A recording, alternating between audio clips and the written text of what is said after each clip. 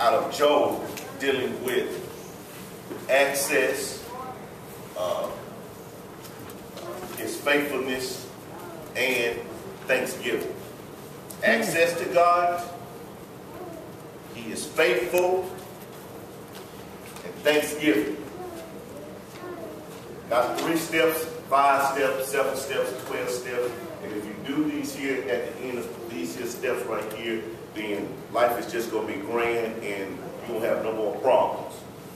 Consequently, as good as that sounds,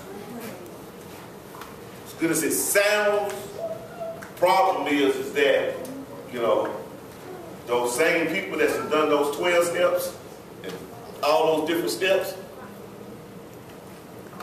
is still in challenges and struggles. That door closes and something else creates in, and they find themselves just bombarded with a whole lot of stuff, you know, and now you want to say, well, Pastor, I thought you said if I did 12 steps, that this thing is gone. You know, so let's just do and hear this particular story this morning as the Bible has ascribed to us about Job, 23rd chapter, just one verse. Verse number 10. Job, 23rd chapter, verse number 10.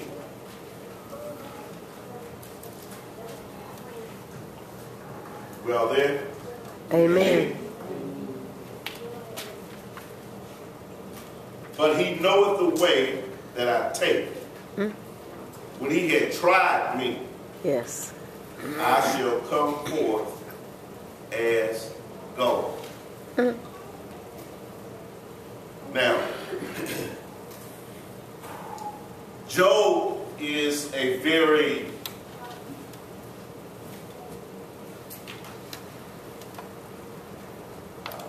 talked about book in the degree that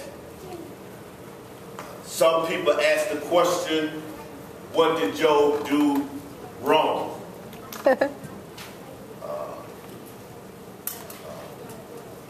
But today I want to share with you real brief on some things, and then we'll come back like we always do. We'll come back and we'll kind of tie in what we've been talking about and deal with it at Bible study, what we can really talk about. But today, I want to deal with it from the aspect that, hear this, Job had heard about God. Say heard. Heard. Job just had heard about God. And as a result of hearing about God, Job is in an obedient state of being. Right. I'm going to follow all the instructions and do what it is that's been said that I should do according to the Word of God. And so Job finds himself, the Bible says, as upright in the community before the people.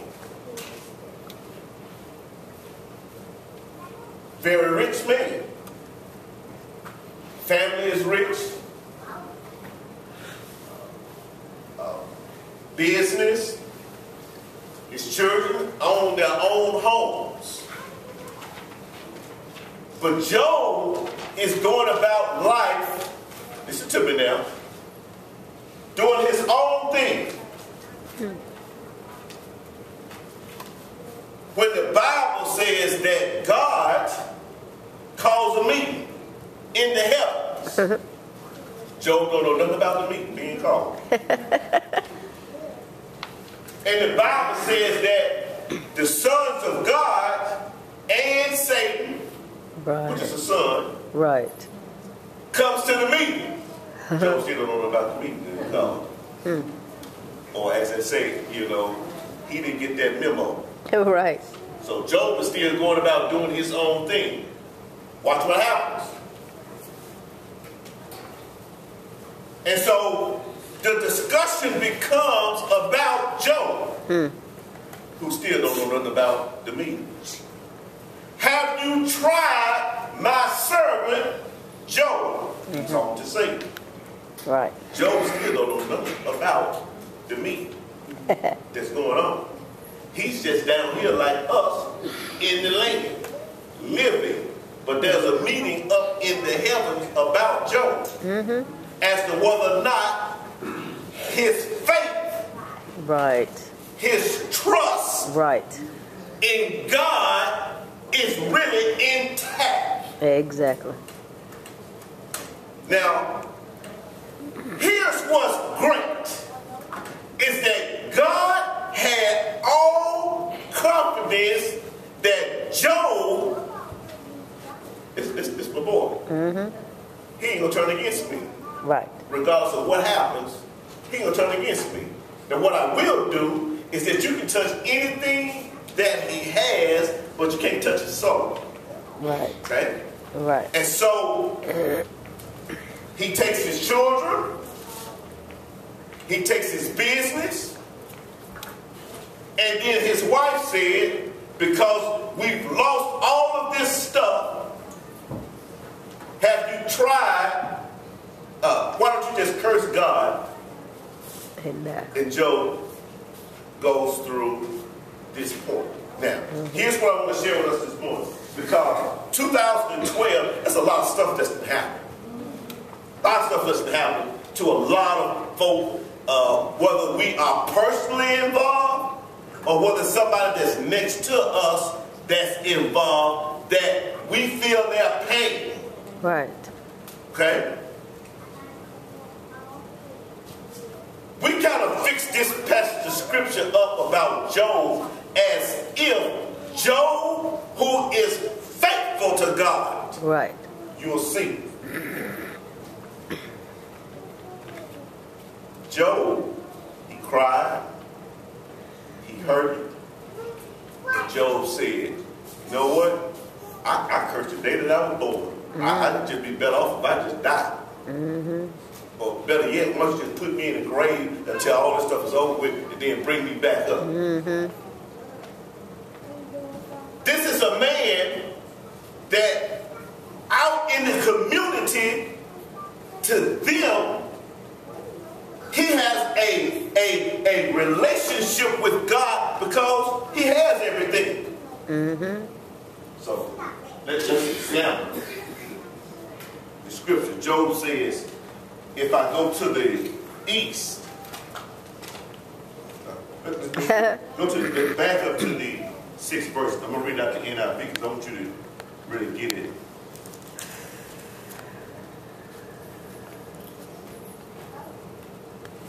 Verse number 7. Job says that honest people can reason with him, talking about God. So I will be forever acquitted by my judge. I go to the east, but he is not there. I go west, but I cannot find him. I do not see him in the north, but he is hidden. I look to the south, but he is concealed.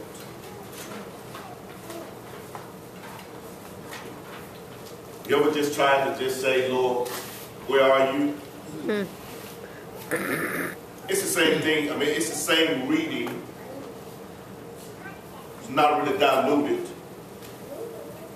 It says when he looked at his right hand and his left hand, he's just saying to the south, to the north, to the east, to the west. You ever just been going through stuff? You ask yourself the question, why? Why am I going through this here? God, I'm looking for you. I need you. I need access to you.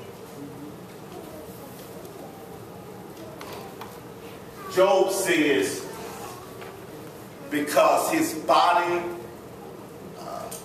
from head to toe, boils are everywhere. He's lost his business. He's lost his children. His wife is telling him to curse the Lord. his friends have come and said, well, you must have done something wrong. Bill collectors are calling. Everybody that said, you know what, I got your back, I'll be there with you, even until the end. They with you. That's why I tell people all the time. At the funeral, before the funeral, everybody right there with you. Give it about 5 or 6 days. They going about their business. Or less. You still dealing with the pain of the losses, or that your house burnt down. The tragedy that happened in your life. They with you for a minute. But then they go on about their business. Because they got their own challenges in life. And you say, well, Lord, I done paid my tithes. I'm at Bible study. I'm at, Sunday school. I'm going to church. I don't sleep around. I don't talk about nobody. Why am I having to go through this thing that's causing me this pain? Where are you?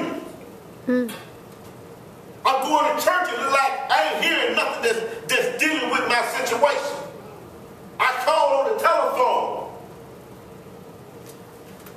They sing the song, call him up, call him up. He'll always answer. Where are you, Lord? And Job just said, I just want access. This is the epitome of our faith. This story about Job. It's the epitome of our faith. And that's what God desires for us to be, is with our faith, that we tap into believing what we believe in and hoping that God is able to do exactly what he said. Because if you don't have hope, you cannot believe. Watch this here. When we start to understand the struggles and the challenges that Job has, his conversation with God, and him confronting God,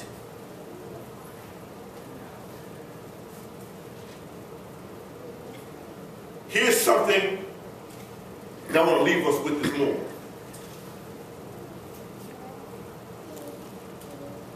The righteous will suffer. The Bible invites us to examine what we say we believe in our faith in God. Watch this here.